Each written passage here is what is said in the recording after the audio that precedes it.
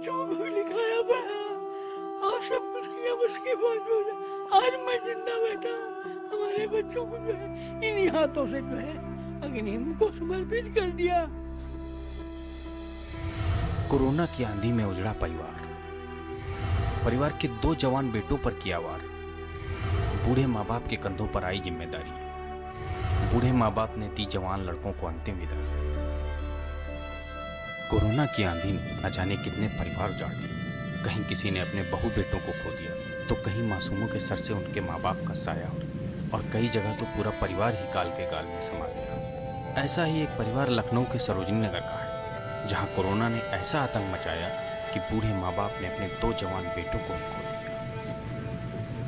छोटे बच्चे की क्या हुआ था? सर्दी जुकाम बुखार सांस लेने में तकलीफ थी।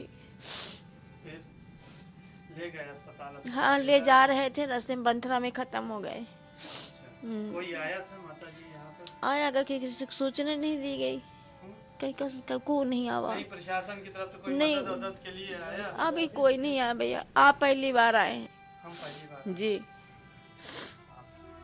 सरोजनी नगर में रहने वाले रमेश शुक्ला का परिवार अब पूरी तरह से उजड़ चुका है। बूढ़े माँ बाप ने 2 दिनों में अपने 2 जवान बेटों का जनाजा उठाया है। एक के बाद एक मौत ने बूढ़े माँ बाप को तोड़ कर रख दिया है।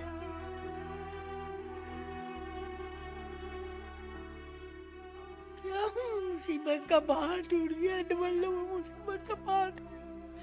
क्या करें, कुछ दिमाग नहीं काम करता ना। न शासन प्रशासन से कुछ मिल पाया था, न कुछ कर पा रहे थे, न दवाई मिल रही थी, न कहीं बेड मिल रहा था, कुछ नहीं हो रहा था। मैं बहुत हार गया था, बहुत परेशान हो गया। उसके पश्चात दोनों लड़कों की जो है दुखद मृत्यु हो गई। क्या बताएं, हम तो कुछ करने में असमर्थ हैं। जो कुछ ईश्वर करता है फिर क्या करें, वही अच्छा ही कर रहा है। हाँ, अपील तो डिमांड तो हम कर रहे थे सरकार की तरफ से, कुछ न कुछ इनको जो है कोई पेंशन वेंशन बहुओं को बन जाए, बच्चों की पढ़ाई मुफ्त हो जाए, उसमें सरकारी हॉस्पिटल में, इसमें सरकारी स्कूलों में। सांस लेने में दिक्कत होने के बाद दोनों बेटों की मौत हो गई। दोनों काल के गाल में समा गए और अपने पीछे 4 मासूमों को छोड़ गए, जिनकी जिम्मेदारी अब बूढ़े कंधों पर आ गई है। और अब बूढ़े माँ बाप सरकार से मासूम बच्चों के भविष्य के लिए गुहार लगा रहे हैं।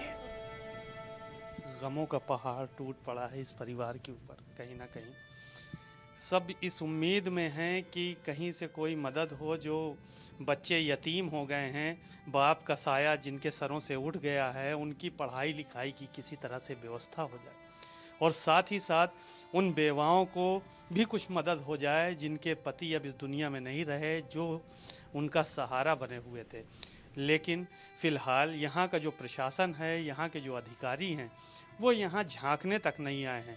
रमेश शुक्ला का परिवार पूरी तरह से बिखर चुका है और अब ये सिर्फ मदद की गुहार लगा रहे हैं। कैमरामैन अरशद के साथ सीमा नकवी, भारत समाचार, लखनऊ।